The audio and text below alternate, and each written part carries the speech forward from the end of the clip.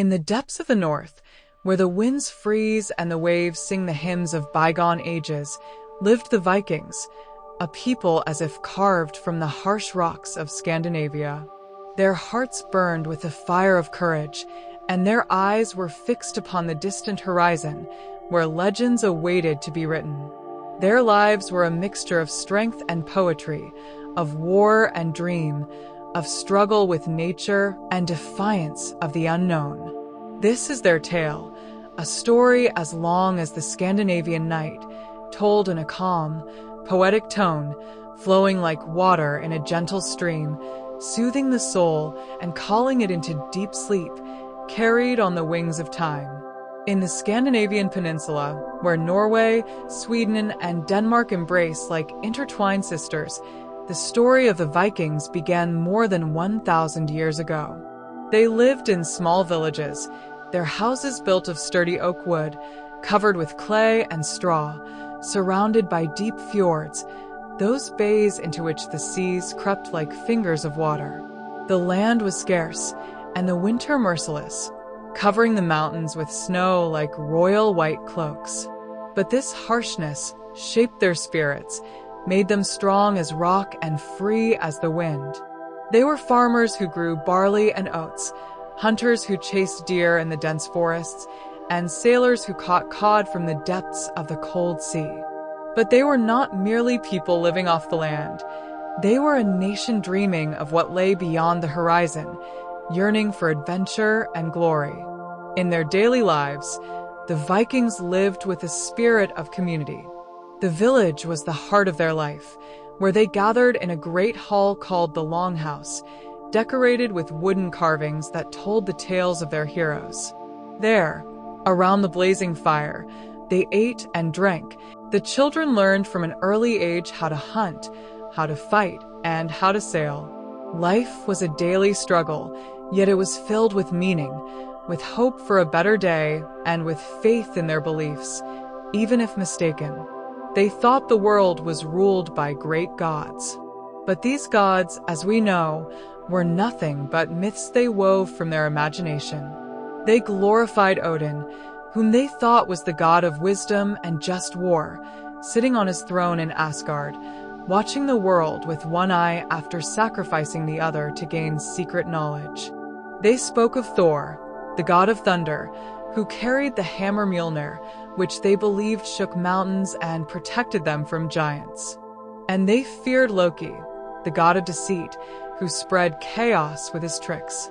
These myths inspired the Vikings, granting them courage to challenge death, but they wandered in the darkness of misguidance, far from the light of truth. Their weapons reflected their strength and skill. They carried sharp swords made of solid iron, often decorated with fine engravings showing the mastery of their blacksmiths. The sword was a symbol of status, carried only by the strong and the leaders. They also used axes, light and deadly, fit for cutting or throwing. Their shields were round, made of wood, covered with leather, sometimes adorned with intricate patterns.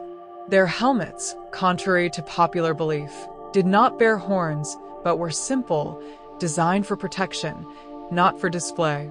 The Vikings mastered the art of war, fighting fiercely, but also as strategists who knew when to attack and when to retreat. The golden age of the Vikings began in the late 8th century, when they sailed beyond their lands aboard their longships, built of oak and decorated with carved dragon heads. The year 793 was the beginning of their legend, when they attacked the monastery of Lindisfarne in northern England. That raid was a thunderbolt that awakened Europe, for the Vikings appeared like ghosts, looting gold and silver and returning to the sea before anyone could respond. They were not merely thieves, but warriors seeking wealth and glory, driven by a spirit that knew no fear. One of their greatest battles was the raid on Paris in 845, led by Ragnar Lothbrok, about whom many sagas were told. The Vikings sailed along the Seine and besieged the Frankish city, fortified with high walls.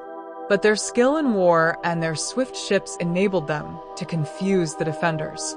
King Charles the Bald was forced to pay a huge ransom of silver, and the Vikings departed victorious, carrying immense wealth. This was a resounding triumph that displayed their strength and cunning, but it also spread terror across Europe at the sight of these northern warriors. Yet not all their battles ended in victory. In 851, the Vikings suffered a major defeat at the Battle of Aclea in England. They had attacked the southern coast, but King Ethelwulf of Wessex led a strong army and defeated them in a bloody battle. It was a lesson for them, but they did not surrender. They returned with greater power in 865 with the Great Heathen Army, an alliance of warriors led by Ragnar's supposed sons, such as Ivar the Boneless. They captured York and forced Saxon kings into submission, a great victory that showed their military might. The Battle of Edington in 878 was a turning point. It was led by Guthrum, the Viking leader, against King Alfred the Great of Wessex. But Alfred, with his patience and cunning, defeated the Vikings in a decisive battle, forcing Guthrum to negotiate. But their greatest defeat came at the Battle of Stamford Bridge in 1066, when Harald Hardrada, King of Norway, led an army to claim the throne of England. He faced King Harold Godwinson in a fierce battle, where Harold was killed and the Vikings were defeated, ending their hopes of controlling England. Weeks later, Harold himself fell at Hastings at the hands of William the Conqueror, marking the end of the Viking Age in the region. Their adventures were not limited to Europe. They were traders and explorers, sailing along the Russian rivers to Baghdad, carrying furs and amber, and returning with silk and silver. They founded Iceland and Greenland, and Leif Erikson reached Finland, perhaps North America, around the year 1000. But they could not establish permanent settlements there, due to resistance from the natives and the vast distances. These adventures proved their daring, but also showed the limits of their power. How did the Viking Age end? It was not a single moment, but a process that spanned decades. By the 11th century, Christianity had begun to spread in Scandinavia, and many of them abandoned their old beliefs, once thought to protect them. Their kingdoms, such as Norway and Denmark, became organized states, and the raids gradually ceased as Europe grew militarily stronger. The Vikings blended into the peoples among whom they had settled, in England, Ireland, and Normandy, leaving their mark on languages and cultures. Their legacy was profound. They founded cities such as Dublin and York and contributed to the establishment of states. Their stories, told in the sagas, remained alive, speaking of Ragnar and his sons, of Leif Erikson and his adventures. They were poets of war, chanting their epics around the fire, leaving behind a heritage of courage and exploration that still inspires the world today. In their villages, they held feasts at harvest time, danced under the moonlight, and recited poems about their heroes. They believed in fate, thinking their lives were woven into the threads of destiny by the Norns, the goddesses of fate in their myths. These beliefs gave them strength to face the unknown, but they remained lost in the darkness of ignorance. The end of the Viking Age was not one moment, but a slow sunset where their lights faded gradually. By the 11th century, Christianity spread in Scandinavia, and their kingdoms became organized states. Kings such as Olaf Tryggvason and Nut the Great converted to Christianity and forced their people to follow. They had thought their old gods would always protect them. But the raids stopped, for Europe had grown stronger, with fortresses and fleets more organized. The Vikings merged with the peoples among whom they settled, in England, where they founded the Danelaw, and in Normandy, where their descendants, like William the Conqueror, became great kings. In Ireland, they founded Dublin, which became a prosperous trading center. The Vikings left behind a deep legacy. Their ships became symbols of courage, their stories a source of inspiration. They influenced languages. Words like sky and wing in English came from their Old Norse tongue. They dreamed of glory, but were far from the truth illuminated by Islam, the religion of justice and mercy. Was their story merely one of wars and raids? It was a saga of creativity and endurance, of weaving dreams amid ice and fire. And now, let us travel to new sides of their lives, to worlds unseen, and to details untold in previous tales.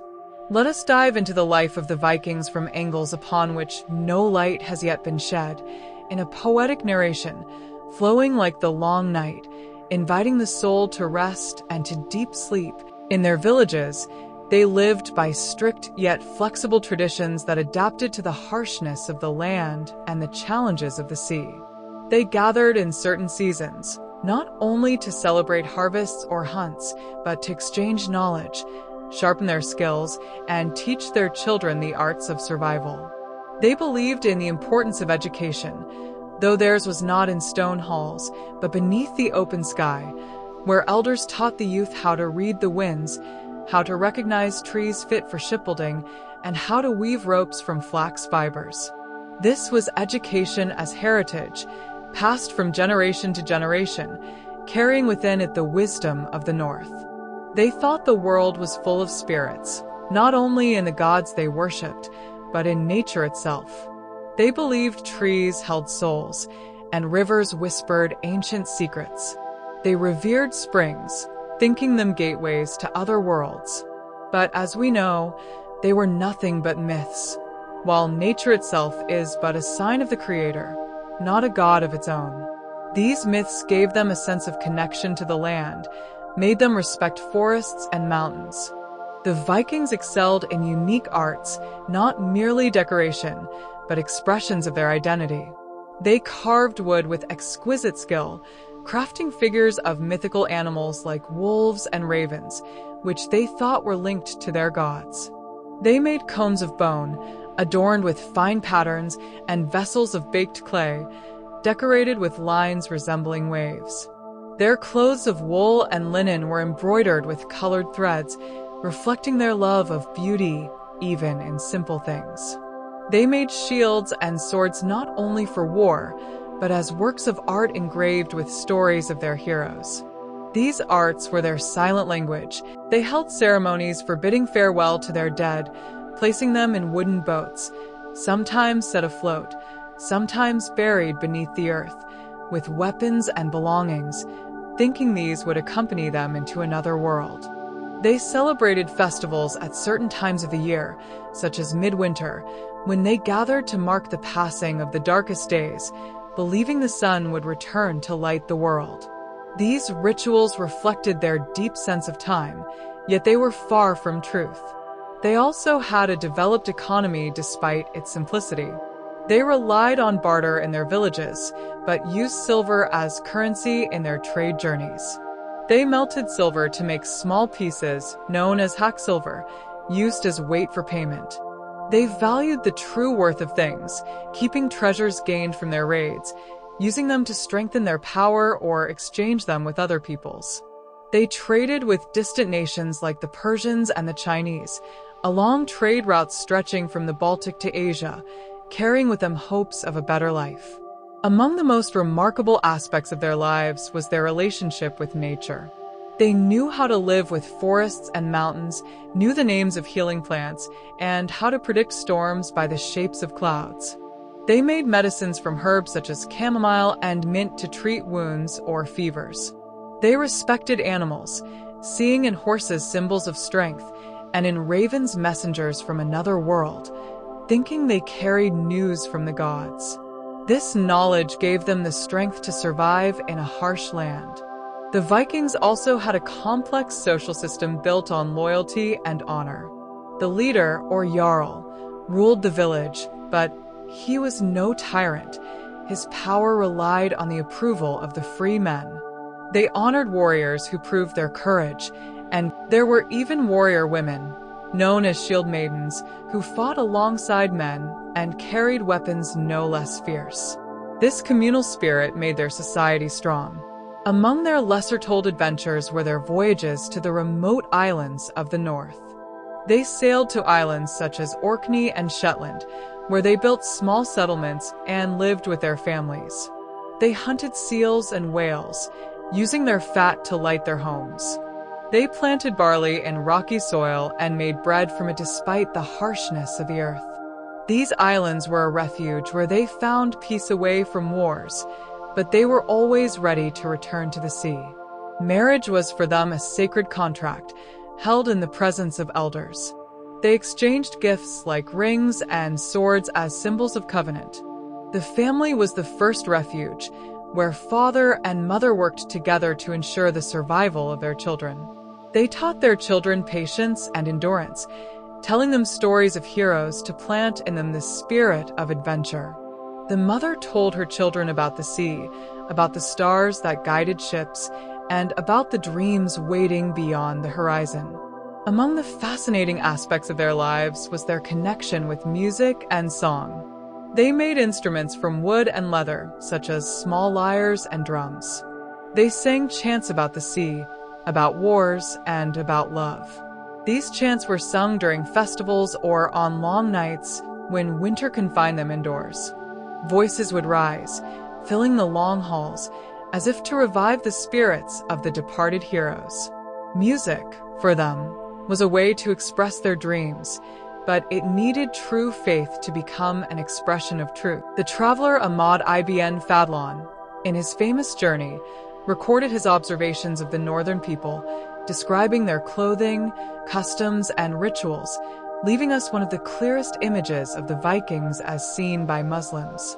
Thus, legend and reality intertwined like the waves of the sea when they overlap, and we must discern where the foam of imagination ends and where the water of truth begins. The Norse sagas are filled with supernatural heroes and journeys to strange lands, a beautiful literature, but not enough to understand history. Meanwhile, documents, inscriptions, and contemporary accounts give us a clearer frame that the Vikings were human beings with ambitions and struggles, strengths and weaknesses. In the end, they submitted to the laws of history, transforming from roaming warriors into settled inhabitants, merging into the societies they reached. Perhaps in this blending of story and truth lies a lesson for us, that tales, even as they carry us far, must dock in the harbor of honesty, so the ship of understanding does not lose its way from the shore of knowledge. And today, after the age of longships is faded and carved dragon heads remain only as relics in museums, the descendants of the Vikings live in homelands with changed features, yet in their looks and traits remain legacies of their ancestors. Norway, Sweden, Denmark, and Iceland, these are their modern nations, prosperous and peaceful after centuries of wars and voyages. In the streets of Oslo, Stockholm, and Copenhagen, you see fair faces and blue eyes, the descendants of those who once roamed the seas. But today, they carry the tools of science and technology instead of swords and axes. Their harbors now welcome cargo ships. In Iceland, the island settled by Vikings more than 1,000 years ago, the people speak a language close to that of their ancestors, preserving the Norse sagas as part of their national heritage. In Greenland, Viking presence disappeared centuries ago, but its traces remain carved in the earth and in memory. The descendants of the Vikings today are not warriors sailing to plunder cities, but citizens of some of the world's safest and most prosperous nations, leaders in education, health, and human rights.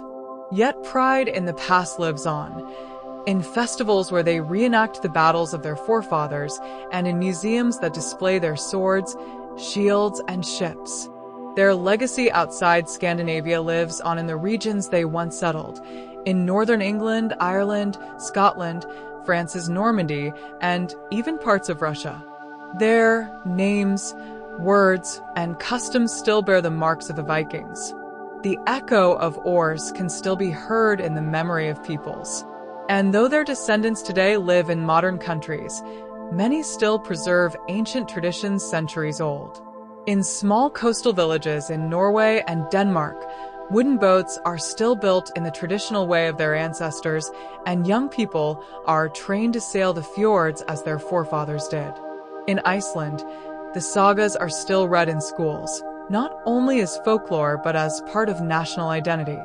Even their food carries traces of the past. Dried fish, smoked lamb, and cold sea dishes remain on tables as reminders that the Vikings' bond with the sea was never broken, no matter how times changed. Their identity has shifted, from warrior sailors to builders of peace, but the spirit of adventure never fully left them. Today, it appears in their love of travel, their passion for exploring nature, and their daring sports between mountains and seas. Time has changed them, but the echo of their glory still whispers in the winds that pass.